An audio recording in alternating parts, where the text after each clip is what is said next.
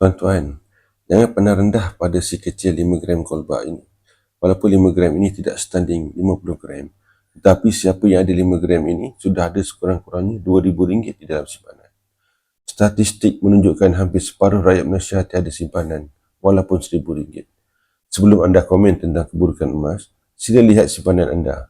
Adakah anda sudah mempunyai simpanan kecemasan 12 bulan pendapatan ataupun minima 3 bulan pendapatan?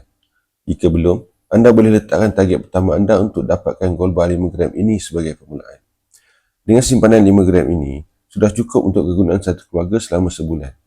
Jika anda ada 6 keping 5 gram ini, anda sudah pastikan keluarga anda tidak kelaparan selama 6 bulan. Anda boleh pilih kaedah simpanan gap atau Gold Accumulation Program. Kaedah ini tiada cas dan tiada komitmen. Anda hanya perlu konsisten menyimpan. Anda boleh pilih untuk simpan 1 gram sebulan dan gold bar 5 gram ini akan menjadi milik anda dalam masa 5 bulan. Simpanan anda adalah simpanan untuk masa depan. Untuk mulakan simpanan emas bersama Public Gold, DM saya untuk saya bantu sebaiknya. Jumpa lagi di lain kali. Terima kasih.